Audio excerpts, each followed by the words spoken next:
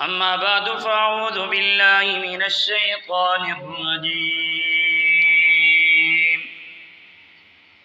بسم الله الرحمن الرحيم.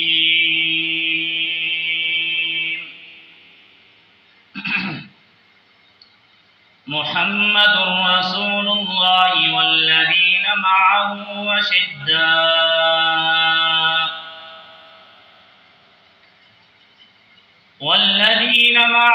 أشداء على الكفار رحماء بينهم تراهم ركعا سجدا يبتغون فضلا من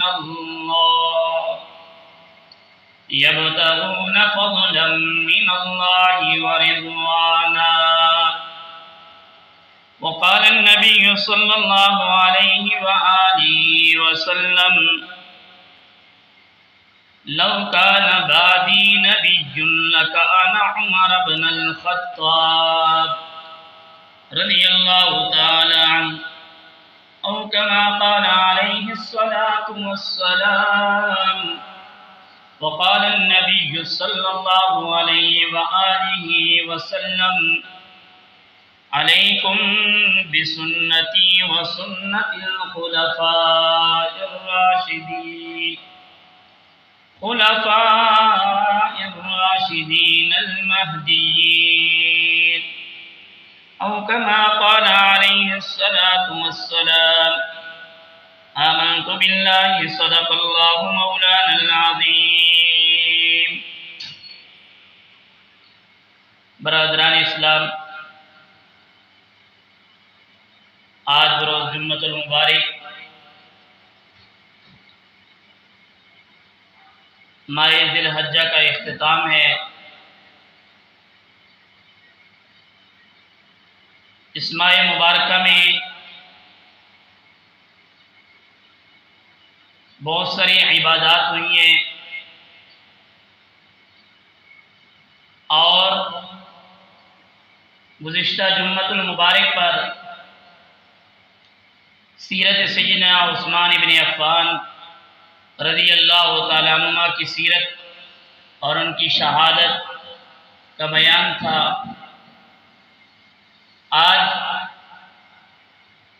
امیر المؤمنین جانشین پیغمبر خلیفۃ المسلمین مراد نبی جناب حضرت سیدنا عمر فاروق رضی اللہ تعالیٰ عنہ کی سیرت کے حوالے سے بات ہوگی۔ آپ کی شہادت وہ یکم محرم الحرام ہے۔ آپ 24 یا 25 ذی الحجہ کو آپ کو صبح کی نماز میں زخمی کیا گیا، اور چند دن آپ زخمی حالت میں زندہ رہے، اور پھر یکم محرم الحرام کو آپ نے جام شہادت نوش فرمایا۔ جناب سیدنا عمر فاروق رضی اللہ تعالیٰ عنہ کی سیرت، آپ کا جو نام تھا وہ عمر بن خطاب، یعنی آپ کا نام عمر تھا، والد کا نام خطاب تھا۔ آپ جناب نبی کریم صلی اللہ علیہ وآلہ وسلم کے ساتھ آپ کا سلسلہ نسب جو ہے وہ 9ویں پشت پر جا کے مل جاتا ہے۔ وہاں سے آگے آپ کا ایک سلسلہ نسب شروع ہو جاتا ہے۔ 9ویں پشت پر جا کر آپ کا جناب رسول اللہ صلی اللہ علیہ وآلہ وسلم کے ساتھ وہ رشتہ جو ہے وہ نسب وہ ملتا ہے۔ ابتدائی زندگی آپ کی، حتیٰ کہ آپ کی ولادت کے بارے میں بھی مشہور اختلاف ہے، بلکہ بہت سارے مورخین تو بالکل خاموش ہے آپ کی ولادت کے بارے میں۔ اس سے ایک بات ثابت ہوتی ہے کہ عرب کے ہاں یہ جو ہمارے ہاں ولادت کے چرچے ہوتے ہیں، یہ ان کے ہاں اس چیز کو بالکل خاموش رکھا گیا، وہ اس کی تاریخ کو نہیں یاد رکھتے۔ جیسے نبی کریم صلی اللہ علیہ وآلہ وسلم کی ولادت پہ اتنا سخت اختلاف ہے، مشہور اختلاف ہے، بعض کے نزدیک کون سا مہینہ، کون سی تاریخ۔ اسی طریقے پر جناب سیدنا عمر فاروق رضی اللہ تعالیٰ عنہ کی ولادت میں بھی کوئی اختلاف ہے۔ آپ کی جو بچپن کا، جوانی کا جو زمانہ ہے، اس میں آپ نے جو آپ کے مشہور شوق تھے یا جو جس سے آپ مشہور تھے، وہ آپ کی سپہ گری اور پہلوانی، اور آپ کشتی وغیرہ پہلوان تھے۔ اسی طریقے پر آپ خطابت کے شاہ سوار تھے، اور اسی طریقے پر اللہ تبارک و تعالیٰ کی ذات نے آپ کو مل جل کر بیٹھ کر فیصلہ کرنے کی بڑی صلاحیت عطا کی ہوئی تھی۔ جب بھی اہل مکہ کو کسی اہم کام کے لیے کسی دوسرے ملک کسی آدمی کو بھیجنا ہوتا تھا، تو حضرت سیدنا عمر فاروق رضی اللہ تعالیٰ عنہ کو بھیجتے تھے۔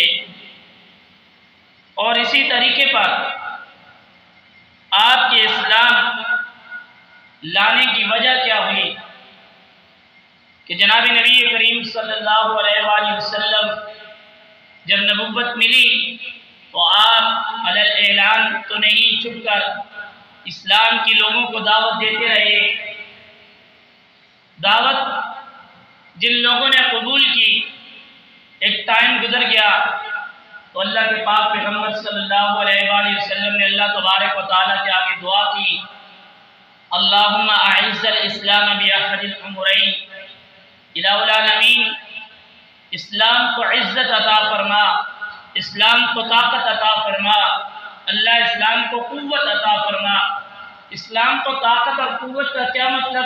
اللہ تو خود بڑی طاقتوں کا مالک ہے، یعنی ظاہری طاقت۔ اس وقت دو نام تھے، ایک عمر بن خطاب اور ایک عمر بن ہشام۔ یہ پہلوانی اور خاندانی اور ان کا ایک روب اور دبدبہ تھا، اور یہ اپنے علاقے، اپنی قوم کے بڑے تھے، ان کے فیصلے بھی بڑے ہوا کرتے تھے۔ تو اللہ کے نبی صلی اللہ علیہ وآلہ وسلم نے دعا کی، الہ العالمین یا تو عمر بن خطاب یا عمر بن ہشام۔ عمر بن ہشام سے مراد ابو جہل ہے۔ ان دونوں میں سے کسی ایک کو اللہ اسلام کی طاقت دے دے، اللہ اسلام کی توفیق عطا فرما دے، اللہ ان کے مقدر میں اسلام نصیب کر دے تاکہ یہ مسلمان ہو جائے۔ جناب نبی کریم صلی اللہ علیہ وآلہ وسلم یہ دعا کرنے کے بعد آپ اگلے دن دار ارقم میں، یہ صفا مروہ کے نیچے، وہاں پر اس وقت یہ جگہ تھی دار ارقم، وہاں پر آپ بیٹھے ہوئے تھے۔ اتنے میں دیکھا کہ جناب سیدنا فاروق اعظم رضی اللہ تعالیٰ عنہ آ رہے ہیں۔ جناب نبی کریم صلی اللہ علیہ وآلہ وسلم سے ایمان لانے سے پہلے جو آپ کے اسلام کا واقعہ ہے، کہتے ہیں کہ حضرت عمر رضی اللہ تعالیٰ جب تک مسلمان نہیں تھے، آپ اسلام کے بہت سخت ترین دشمن تھے۔ کسی کے بارے میں پتہ چلتا کہ یہ مسلمان ہے، اس کو بڑی سخت تکلیف دیتے تھے، بڑی اذیتیں دیتے تھے۔ کہتے ہیں کہ آپ کی کوئی باندی تھی، آپ کے کسی رشتہ دار کی، اس کے بارے میں پتہ چلا کہ وہ مسلمان ہو چکی ہے۔ روایتوں میں آتا ہے اس کے اتنا مارتے تھے، اتنی اس کی پٹائی لگاتے تھے کہ وہ ایک عورت ہونے کی حیثیت سے وہ مار برداشت کر لیتی تھی، اور حضرت عمر تھک جاتے تھے، مار کے تھک جاتے تھے، لیکن وہ اسلام سے وہ کوئی ہٹتا نہیں تھا۔ کہتے ہیں کہ ایک مرتبہ جا رہے تھے تو کسی نے پوچھا، عمر کہاں جا رہے ہو؟ کہا آج محمد الرسول اللہ کا، محمد کا بس ختم کرنے جا رہا ہوں۔ وہ کہتے ہیں نہ بجے بانس نہ بجے بانسری، بس یہ جب ان کا خاتمہ ہو جائے گا پھر اسلام کا نام ہی نہیں رہے گا، پھر کون اس چیز کو ابھارے گا۔ تو کسی نے، حضرت سعد ان کو راستے میں ملے، تو اپنے گھر کی بھی تو خبر گیری کرو، آپ کے تو گھر میں اسلام آ چکا ہے۔ تو آپ سیدھے اپنی بہن اور بہنوئی کے گھر گئے، ان کے بارے میں کہا گیا وہ بھی مسلمان ہو چکے ہیں۔ تو آپ دروازے پر پہنچے، دروازے پر اس طرح کان لگائی، اندر سے قرآن مجید کی آواز آ رہی تھی، سبح للہ ما فی السماوات والارض وہو العزیز الحکیم۔ دو روایتیں ہیں، ایک روایت کے مطابق کہ اندر آپ کی جو بہن اور بہنوئی تھے وہ یہ آیت پڑھ رہے تھے۔ دوسری روایت میں ہے کہ سورۃ طٰہٰ اننی انا اللہ لا الہ الا انا فاعبدنی واقم الصلاۃ لذکری، یہ والی آیتیں پڑھ رہے تھے۔ تو آپ نے جا کے دروازہ کھٹکھٹایا، پوچھا کیا ہو رہا ہے؟ کہا کچھ بھی نہیں ہو رہا۔ کہا کیا پڑھ رہی ہو؟ کہا کچھ بھی نہیں پڑھ رہے۔ حضرت عمر نے کہا کہ میں نے سن لیا ہے، اپنے بہنوئی کو مار رہے تھے، بہن نے آ کر چھڑانے کی کوشش کی تو بہن کو بھی زور سے مارا، کہا کہ تم بے دین ہو چکی ہو، تم نے اپنے باپ دادا کا کلمہ چھوڑ کر ایک نیا کلمہ پڑھ لیا ہے۔ تو جس وقت اپنی بہن اور بہنوئی کو مارا وہ اس چیز سے باز نہیں آئے، کہا کہ میں اس وقت تک تمہیں ماروں گا جب تک تم اپنا دین پہ نہیں آ جاؤ گی۔ انہوں نے کہا یہ کبھی ممکن نہیں ہو سکتا، آپ ہمیں مار دیں جان سے، لیکن ہم اس دین کو چھوڑنے کے لیے اب تیار نہیں ہیں۔ حضرت عمر بڑے شجاعت، بہادر اور معاملے کو سمجھنے والے تھے۔ روایتوں میں آتا ہے کہ ان کو یہ بات سمجھ آئی کہ اتنا میں ان کو مار بھی رہا ہوں، میرا نام ہے، میرے نام کا چرچا ہے، اور یہ کیا وجہ ہے کہ یہ اس دین کو، اس قرآن کو، اس ایمان کو چھوڑنے کے لیے تیار نہیں ہے۔ تو جب ان کی بہن نے کہا آپ ہمیں جان سے بھی مار دیں، ہم دین محمدی چھوڑنے کے لیے تیار نہیں ہیں، انسان کو غیرت آ جاتی ہے۔ جب بہن کی حالت دیکھی، اس کے منہ سے خون آ رہا ہے، اور اس کی ایمان کو دیکھا، اتنی مار کھانے کے باوجود وہ اپنے ایمان سے دستبرداری کا اعلان نہیں کر رہی، تو کہا کہ مجھے بھی کلمہ پڑھا دو، میں بھی محمد الرسول اللہ کا کلمہ پڑھنا چاہتا ہوں۔ وہ جو قاری صاحب ان کو پڑھا رہے تھے وہ باہر نکلے، وہ پیچھے ان کو چھپا دیا تھا کہ ان کو نہ ماریں۔ انہوں نے کہا عمر لگتا ایسے ہے کل تیرے حق میں دار ارقم میں رسول اللہ نے ہاتھ اٹھائے تھے، لگتا ہے تیرے حق میں اللہ کے نبی کی دعا قبول ہو گئی ہے۔ اللہ کے نبی نے مانگا تھا اے اللہ ان دو عمروں میں سے کسی ایک عمر کو اسلام کی دولت سے نواز دے، لگتا ہے وہ آپ کے حق میں وہ دعا قبول ہو گئی ہے۔ بہن اور بہنوئی دونوں لے کر رسول اللہ صلی اللہ علیہ وآلہ وسلم کے پاس پہنچے۔ وہاں پہنچنے کے بعد جب دیکھا کہ حضرت عمر رضی اللہ تعالیٰ عنہ ان کے ہاتھ میں تلوار بھی تھی، صحابہ اکرام نے حضور سے کہا یا رسول اللہ عمر آ رہے ہیں، تلوار بھی ہاتھ میں ہے اور ہے بھی ننگی ہے۔ حضور نے فرمایا آنے دو۔ حضرت امیر حمزہ رضی اللہ تعالیٰ نے کہا آنے دو، اگر صحیح نیت سے آئے تو ٹھیک ہے، نہیں تو یہی تلوار عمر کے اوپر آئے گی۔ حضرت امیر حمزہ بڑے بہادر اور بڑے نڈر اور بڑے دلیر تھے، کہا اسی تلوار سے میں عمر کا سر قلم کر دوں گا۔ حضرت عمر رضی اللہ تعالیٰ عنہ اندر آئے، حضور اکرم صلی اللہ علیہ وآلہ وسلم نے نبوت کے جلال میں پوچھا عمر کب تک بے دین رہو گے، کب تک دین سے دور رہو گے؟ نبوت کا اثر تھا، عمر کب کپا گے، جس کے نام سے لوگ کامتے، نبوت کا اتنا اثر کہ حضرت عمر کام کے کہا فرمایا اللہ کے رسول میں تو آپ کی خدمت میں کلمہ ہی تو پڑھنے کے لیے آیا ہوا۔ حضور اکرم صلی اللہ علیہ وآلہ وسلم نے وہیں پہ نعرہ تکبیر بلند کیا۔ روایتوں میں آتا ہے کہ آپ کے اس نعرے کی صدا مکہ کی پہاڑیوں تک پہنچ گئی، اور حضرت عمر رضی اللہ تعالیٰ عنہ نے وہاں پر اسلام قبول کیا۔ کچھ ہی دیر گزری تھی، نماز کا وقت آ گیا کہ اب نماز کہاں پر پڑھی جائے۔ کسی نے کہا کہ ہم تو مسلمان تعداد میں اور ان چیزوں میں کم ہیں، تو نماز جو ہے ہم اس طرح پڑھتے ہیں۔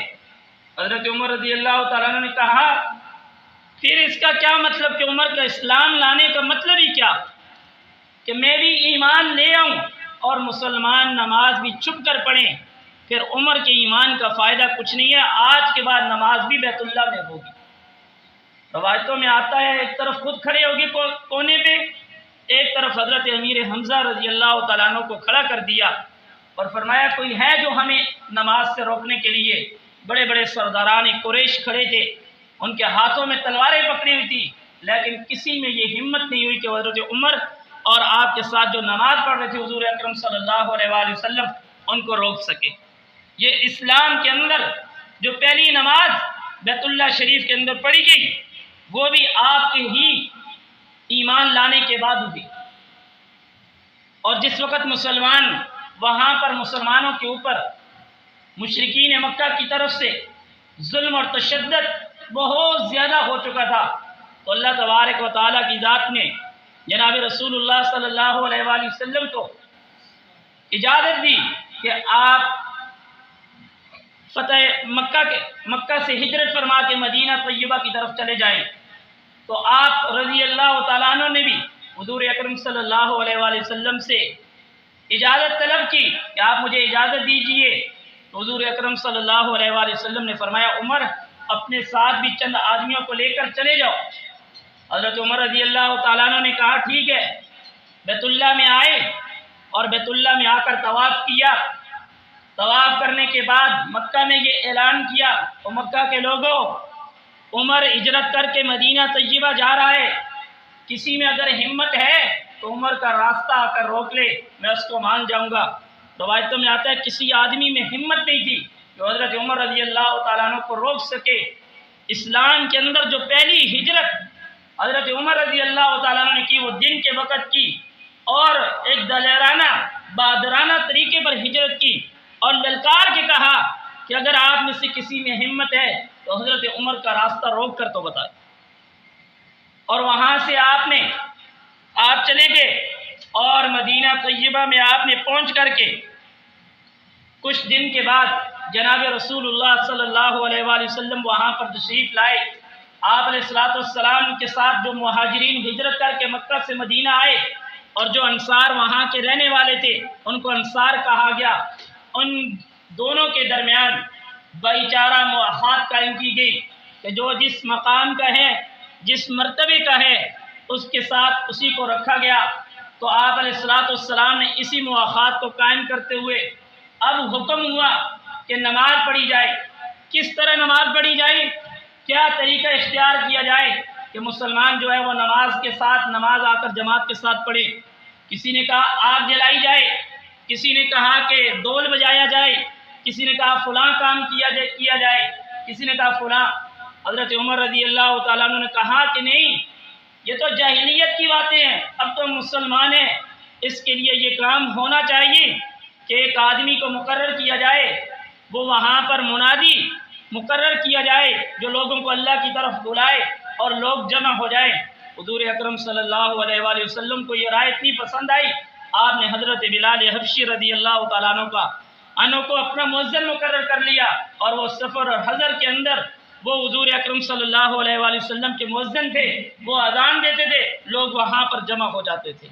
یعنی حضرت عمر رضی اللہ تعالیٰ عنہ کی رائے پہ حضور اکرم صلی اللہ علیہ وآلہ وسلم نے یہ مؤذن، یہ اذان دینے والی ترتیب، پھر اللہ تبارک و تعالیٰ کی ذات نے فرشتوں کے ذریعے اذان کی ساری ترتیب بتائی کہ آپ کس طریقے پر اذان دیں اور لوگ اس اذان کو سن کر پھر مسجد کی طرف آ جائیں۔ اس کے ساتھ جہاں بھی جناب نبی کریم صلی اللہ علیہ وآلہ وسلم موجود تھے، آپ علیہ السلام کے ساتھ حضرت عمر رضی اللہ تعالیٰ عنہ ہر جگہ پر شانہ بشانہ آپ کے ساتھ تھے۔ جس جگہ میں بھی حتیٰ کہ اسلام کا سب سے بڑا معرکہ، حق اور باطل کا سب سے بڑا معرکہ غزوہ بدر پیش آیا، آپ نبی کریم صلی اللہ علیہ وآلہ وسلم کے معاون تھے، آپ ان کے مشیر تھے، خاص مشیروں میں شامل تھے، آپ ان کی رائے کا احترام بھی کرتے تھے، حتیٰ کہ حضرت عمر رضی اللہ تعالیٰ عنہ کی رائے اللہ تبارک و تعالیٰ کی ذات کو اتنی پسند آتی تھی کہ اللہ اس پہ قرآن نازل کر دیتے تھے۔ روایتوں میں شاہ ولی اللہ محدث دہلوی رحمہ اللہ فرماتے ہیں 27 یا 28 مقامات قرآن مجید میں ایسے ہیں جو حضرت عمر رضی اللہ تعالیٰ عنہ نے جناب نبی کریم صلی اللہ علیہ وآلہ وسلم کو رائے دی، فرمایا یا رسول اللہ یہ کام اس طرح ہو جائے۔ اللہ تبارک و تعالیٰ کی ذات کو وہ ادا اتنی پسند آتی تھی کہ اللہ اس کو قرآن بنا کے مسلمانوں کے لیے اس کو حکم جاری کر دیتے تھے۔ 27 یا 28 مقامات جنگ بدر کے اندر جہاں پر مشرکین کی ایک تعداد ماری گئی، قتل ہوگی، وہیں پر ان کے کچھ لوگ قیدی، 70 کے قریب لوگ قیدی ہو گئے۔ تو حضور اکرم صلی اللہ علیہ وآلہ وسلم نے حضرات صحابہ اکرام سے مشورہ لیا کہ ان کے بارے میں کیا کیا جائے، ان کے بارے میں کیا فیصلہ ہونا چاہیے۔ تو جناب نبی کریم صلی اللہ علیہ وآلہ وسلم کو صحابہ اکرام نے اپنے اپنے مشورے دیے۔ تو حضرت ابوبکر صدیق رضی اللہ تعالیٰ عنہ سے پوچھا کہ یا رسول اللہ، کیا حضور نے پوچھا کیا کیا جائے؟ انہوں نے کہا اللہ کے رسول ان سے فدیہ لے کر کے ان کو چھوڑ دیا جائے۔ حضرت عمر رضی اللہ تعالیٰ عنہ سے پوچھا گیا کہ ان کے بارے میں کیا فیصلہ ہونا چاہیے۔ حضرت عمر رضی اللہ تعالیٰ عنہ فرمانے لگے اللہ کے رسول جو میرا رشتہ دار ہے وہ میرے حوالے کیا جائے، جو ابو بکر کا رشتہ دار ہے وہ ابو بکر کے حوالے کیا جائے، جو عثمان کا رشتہ دار ہے عثمان کے حوالے کیا جائے، جو علی کا رشتہ دار ہے وہ علی کے حوالے، جو آپ کا رشتہ دار ہے وہ آپ کے حوالے، جو جس کا رشتہ دار ہے اس کے حوالے کیا جائے، اس کا سر تن سے جدا کیا جائے۔ اس کے بارے میں یہی ہونا چاہیے۔ اللہ کے نبی صلی اللہ علیہ وآلہ وسلم کو حضرت ابوبکر صدیق رضی اللہ تعالیٰ عنہ کی رائے پسند آ گئی کہ ان کو فدیہ لے کر چھوڑ دیا جائے، ہو سکتا ہے یہ مسلمان ہو جائیں گے۔ جیسے ہی ان کو فدیہ لے کر چھوڑا تو اللہ تبارک و تعالیٰ نے اسی وقت قرآن نازل کر دیا، کتاب نازل کر دی۔ فرمایا کہ کسی نبی کے لیے جائز نہیں ہے کہ وہ قیدیوں کو چھوڑ دے، بلکہ فیصلہ وہی ہے جو حضرت عمر رضی اللہ تعالیٰ عنہ کا فیصلہ تھا کہ ان کے سر قلم کر دیے جائے۔ تو اللہ تبارک و تعالیٰ کی ذات کو آپ کی یہ ادا بھی پسند آئی، تو اللہ تبارک و تعالیٰ کی ذات نے آپ کو آپ کی وجہ سے قرآن کو نازل کر دیا۔ پھر جناب نبی کریم صلی اللہ علیہ وآلہ وسلم جب اس دنیا سے پردہ فرما گئے تو آپ کے بعد سب سے پہلے جو حضور کے خلیفہ تھے وہ جناب حضرت ابوبکر صدیق رضی اللہ تعالیٰ عنہ کو اللہ تبارک و تعالیٰ نے حضور کا خلیفہ بنایا گیا۔ مسلمانوں نے آپ کے ہاتھ پر بیعت کی، اور آپ کی خلافت کا جو ٹائم تھا وہ 2 سال ایک قلیل عرصہ تھا، اس کے اندر بھی آپ نے بہت زیادہ فتوحات کی۔ لیکن جو خلافت راشدہ کا صحیح دور شروع ہوتا ہے، کیونکہ حضرت عمر رضی اللہ تعالیٰ عنہ دوسرے خلیفہ تھے، آپ مسلمان ہوئے 39ویں نمبر پہ، مسلمانوں کے خلیفہ منتخب ہوئے دوسرے۔ یہ انسان کی صلاحیت اللہ تبارک و تعالیٰ اس کو کہاں سے کہاں پہنچا دیتے ہیں، یہی وجہ تھی۔ مسلمان ہوئے 39ویں نمبر پہ، لیکن مسلمانوں کے خلیفہ منتخب ہوئے دوسرے نمبر پہ۔ تو آپ نے حضرت ابوبکر صدیق رضی اللہ تعالیٰ عنہ کے اور نبی کریم صلی اللہ علیہ وآلہ وسلم کے مشیر تھے، ان کے وزیر تھے، ان کے ساتھ رہے۔ آپ کو سلطنت کے تمام نظام کا وہ صحیح سمجھ آ گئی کہ اب کس طرح نظام چلانا ہے، کس طرح اس نظام کو آگے لے کر چلنا ہے۔ تو آپ کو جس وقت خلافت کے منصب پر بیٹھ کے آپ نے خطبہ دیا، جو مسلمانوں ہم سب کے لیے خلافت راشدہ کا نام لینا بڑا آسان ہے، لیکن اگر ہماری زندگی حقیقی معنوں میں جناب سیدنا فاروق اعظم رضی اللہ تعالیٰ عنہ کی زندگی جیسی بن جائے، ہم مسلمان دنیا پر راج کریں گے، دنیا ہمارے نام سے بھی گھبرائے گی، مسلمانوں کے نام سے بھی کانپے گی۔ وجہ کیا ہے؟ صرف زبان سے نہیں، عمل سے۔ فرمایا وہ لوگوں، ایک خطبے کا ایک ٹکڑا سا میں آپ کے سامنے بیان کر دیتا ہوں، جس کو تفسیر دار قطنی میں بھی روایت کیا ہے۔ فرمایا وہ لوگوں، اس بیت المال کے حصے میں سے میرا اتنا ہی حق ہے جتنا ایک یتیم کی پرورش کرنے والے اس کے کسی عزیز کو حق ہے کہ وہ اس کے اوپر اتنا ہی خرچ کرے جتنی اس کی ضرورت ہے۔ اس سے زائد عمر کو بھی میں اگرچہ مسلمانوں کا خلیفہ ہوں، مجھے بھی حق حاصل نہیں ہے۔ جس دن اللہ تبارک و تعالیٰ کی ذات نے مجھے طاقت اور توفیق دے دی، میرے پاس پیسہ آ گیا، جو میں آپ کے مال سے یہ جو میں تنخواہ لے رہا ہوں، جو میں آپ کا جو اس وقت اس خلافت کے منصب پہ بیٹھ کے جو آپ کے ٹیکس سے پیسے وصول کر رہا ہوں، حضرت عمر اس کو بھی نہیں لیں گے، یہ بھی چھوڑ دیں گے۔ جناب سیدنا فاروق اعظم رضی اللہ تعالیٰ عنہ ممبر پہ بیٹھے ہوئے تھے، ایک صحابی رسول کھڑے ہوئے، فرمایا ما نعمل ما نسمع، خلیفہ وقت ہے، ممبر رسول پہ بیٹھا ہوا ہے، مسلمانوں کا جس کے نام سے ڈر کے خوف کی وجہ سے لوگ اپنے بچوں کو سلا دیتے تھے۔ کہاں صحابی کھڑے ہوئے، فرمایا امیر المومنین، ہم آپ کی بات سننے کے لیے تیار نہیں ہیں، ہم آپ کی بات پہ عمل کرنے کے لیے تیار نہیں ہیں۔ صحابی نے کہا بیٹھو، خلیفہ خطبہ دے رہے ہیں، آپ ان کو یہ بات کہہ رہے ہوں۔ फरमाया नहीं। हज़रत उमर ने कहा इनको टोको नहीं, क्या मसला है, क्यों आप मेरी बात पे अमल नहीं करना चाहते? फरमाया आपके ये जो जिस्म पे लिबास चढ़ा हुआ है ना, इस सब के हिस्से में जो चादरें आई थी वो एक एक आई थी, आपने दोस्त से अपना कैसे, किसकी इजाज़त के ऊपर आपने अपना लिबास बनाया है? हमारे हिस्से में जो चादर आई थी उससे तो एक का भी लिबास नहीं बनता था, आपने कैसे अपना लिबास बना लिया? फरमाया वो मेरा बेटा अब्दुल्ला बैठा हुआ है, उससे पूछ लो, वो इसके बारे में आपको फैसला सुना देगा। हज़रत उमर रज़ी अल्लाह तआला अन्हु के बेटे ने खड़े होकर बताया, एक चादर मेरे हिस्से में आई थी और मैंने कहा कि मेरा वालिद इतनी बड़ी मनसब पे है, बाहर से लोग आते हैं, कासिद आते हैं, और मेरे बाप के पास इतनी ज़्यादा कोई कपड़ा अच्छा नहीं था, तो मैंने अपनी चादर भी अपने वालिद को दे दी कि वक्त का बादशाह है, खलीफा है, वो कुर्ता बना लें, जब कोई मिलने के लिए आएगा तो वो देख लेगा। मैंने अपने हिस्से की भी चादर उनको दे दी। ये मुसलमानों के माल के अंदर उनका हक था। एक औरत गुजरी, उन्होंने हज़रत उमर रज़ी अल्लाह तआला अन्हु से कहा, ए अमीरुल मोमिनीन, आपने महर के अंदर जो फैसला किया है ये कुरान और हदीस के खिलाफ है। किसी ने कहा कि ये वली खलीफा वक्त है, उन्होंने कहा खलीफा वक्त ही गलत बात कर रहा है, इस वजह से इनको चाहिए इस फैसले को वापस लें। रवायतों में आता है हज़रत उमर रज़ी अल्लाह तआला अन्हु ने मस्जिद नबवी के मिंबर पे बैठ के पूरे अपनी सल्तनत 24 लाख मुरब्बा मील पे हुक्मरानी करने वाले बादशाह का फैसला एक औरत टोक रही है, कहा कि उमर आपका फैसला गलत है, आपने जो फैसला दिया है मार के मुतालिक ये फैसला गलत है। 2 दिन पहले मिंबर रसूल से बैठ के अपनी 24 लाख मुरब्बा मील हुक्मरानी पर ये फैसला सुना दिया गया, पहुँचा दिया गया कि ये फैसला इस तरीके पे है। जब उस औरत से गुजरे उन्होंने कहा जो ये आपने मार का फैसला दिया है ये कुरान और सुन्नत के मुताबिक इस तरीके पे है। हज़रत उमर रज़ी अल्लाह तआला ने कहा, अल्लाह तेरा शुक्र है कि मेरी रियाया में औरतें भी ऐसी हैं जो मेरे गलत फैसलों पे मुझे टोकती हैं। वहीं पे उसी मिंबर पे बैठ कर कहा, और लोगों जो मैंने मार का फैसला दिया था उस पर मैं गलती पर था, उस फैसले को मैं आज वापस ले रहा हूँ।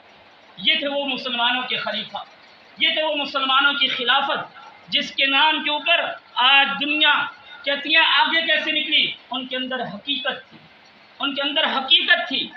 हमारा पाकिस्तान 8 लाख मुरब्बा मील पर है, उस वक़्त उनकी खिलाफत हमारे पाकिस्तान से 3 गुने बड़े पाकिस्तान पर उनकी हुकूमत थी, जहाँ पर आज 16 ममालिक मौजूद है। उनका एक जुमला था, फरमाया अगर दरियाए दजला और फरात के किनारे पे कुत्ता भी भूख से मर जाएगा उसकी पूछगछ भी हज़रत उमर से होगी। एक शख्स को देखा वो भीख मांग रहा था, उम्र 60 साल से ऊपर थी, पूछा कि मैंने आपके लिए तो बाकायदा टैक्स लगाया हुआ है, आपके लिए तनख्वाहें मुकर्रर की हुई हैं, आपने ये काम क्यों कर रही हो, आप किस लिए ये मेहनत कर रही हो? उन्होंने कहा हज़रत उमर बात आपकी सही है, जो आपने हमारे लिए तनख्वाह मुकर्रर की वो हमें वक्त पर पहुँच रही है, लेकिन आपने जो फलां टैक्स लगाया हुआ है वो हमारी उस तनख्वाह से उसका गुजारा नहीं होता, इसलिए मैं ये मेहनत कर रहा हूँ। हज़रत उमर रज़ी अल्लाह तआला अन्हु आए, आकर ऐलान कर दिया 60 साल से उम्र के ये जो लोग हैं इन पर ये टैक्स अदा नहीं होगा, इन्होंने ये टैक्स अदा नहीं करना है। और उनके ऐसे मुशीर थे, एक ख़ास कमेटी, वहाँ पे जमहूरी निज़ाम था कि अक्सरियत की राय जो सही होती थी उसके ऊपर फैसले होते थे।